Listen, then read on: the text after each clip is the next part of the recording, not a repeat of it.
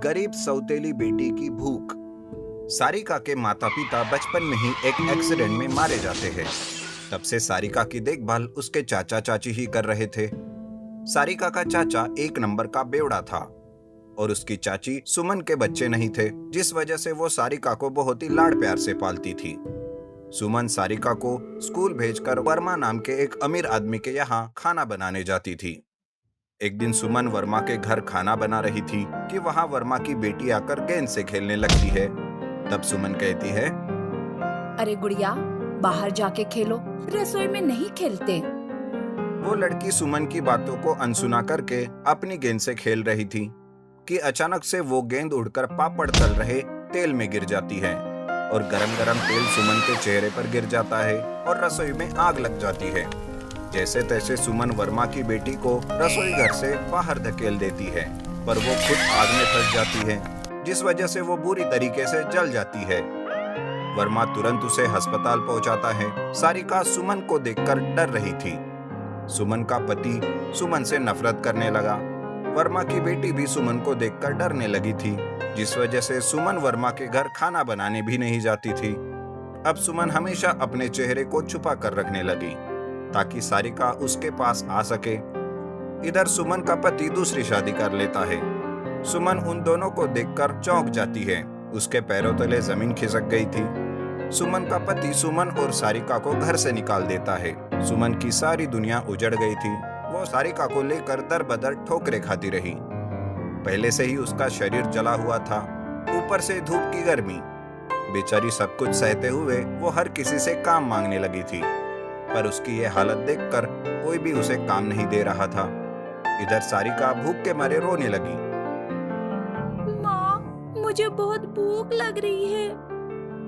ये सुनकर सुमन का दिल तड़प उठता है। वो सारिका की भूख को देख नहीं पाती और मजबूर होकर भीख मांगने लगती है।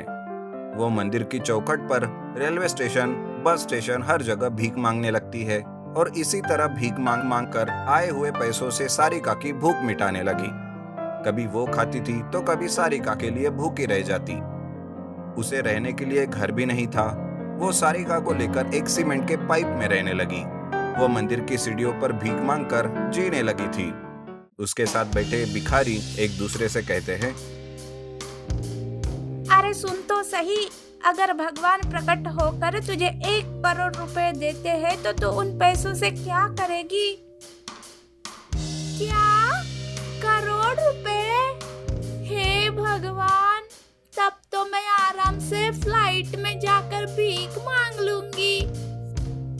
छी छी छी, भिखारन कही की, दिखा दी ना अपनी औकात। अरे इसमें छी छी की क्या बात है? बड़े बुजुर्ग ने कहा है, जितना भी अच्छा वक्त क्यों ना आ जाए, हमें हमारा पिछला वक्त भूलना नहीं चाहिए।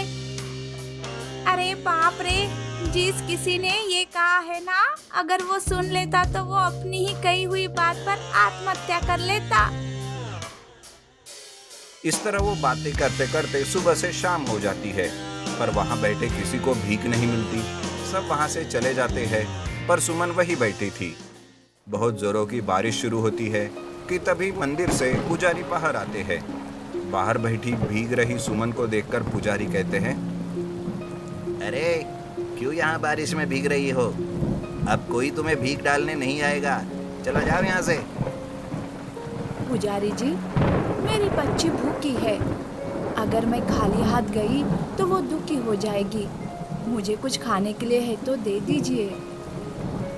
पुजारी को उस पर तरस आता है और वो अपने झोले में से थोड़ा प्रसाद निकालकर सुमन को देते हैं। सुमन वो प्रसाद लेकर सारिका के पास जाती है। सीमेंट के पाइप में सारिका ठंड के मारे तड़प रही थी। पाइप के दोनों ओर से बारिश का पानी अंदर आ रहा था। सुमन और सारिका पूरी तरह से भीग गए थे। सुमन सारिका को प्रसाद देती है। सारिका बहुत भूखे रहने की वजह से एक झटके में ही सारा प्रसाद खा जाती है और सुमन भूखी रह जाती है। लेकिन ठीक से खाना ना खाने की वजह से सुमन की तबीयत खराब हो जाती है। मुझे माफ कर दो, मैं तुम्हें ठीक से 2 वक्त खाना भी नहीं दे पा रही हूँ। मैं एक बदकिस्मत माँ हूँ। नहीं माँ, ऐसा मत कहो, तुम इस दुनिया की सबसे अच्छी माँ हो। सुमन सारिका को रात भर अपने पास लेकर रोती रही। सुबह होते ही बारिश थम गई। सीमेंट के पाइप के बाहर कुछ आवाजें आने लगी। ये सुनकर सारिका पाइप से बाहर आती है और बाहर कुछ लोग जेसीबी की मदद से वहां पड़े सीमेंट के पाइप को हटा रहे थे, जिसे देखकर सारिका डर जाती है और तुरंत वो अंदर जाकर सुमन को जगाती है, पर सुमन नहीं उठती। सुमन अपनी आखिरी सांस ले चुकी थी। यह देख सारिका फूट फूट कर रोने लगती है कि तभी वहां लोगों की भीड़ इकट्ठा हो जाती है। उन लोगों में वर्मा भी था। वर्मा सुमन को देखकर चौंक जाता है। उसकी हालत देखकर वर्मा के आंखों में भी आंसू आ जाते हैं। तभी पास में खड़ा वर्मा का आदमी उससे पूछता है, साहब जी, क्या आप इस औरत को जानते हो? हाँ, ये एक बहुत ही अच्छी और नेक दिल इंसान थी। ये हमेशा दूसरों की मदद करती थी। सुमन, मुझे माफ कर दो। तुमने अपनी जान पर खेलकर मेरी बेटी की जान बचाई। उस हादसे के बाद मैंने तुम्हें कहाँ नहीं ढूंढा, पर तुम्हारा कोई पता नहीं था। आज जाकर मिली हो, वो भी इस हालत में। वर्मा सुमन का अंतिम संस्कार करके उसके बेटी सारिका को अपने घर ले जाता है।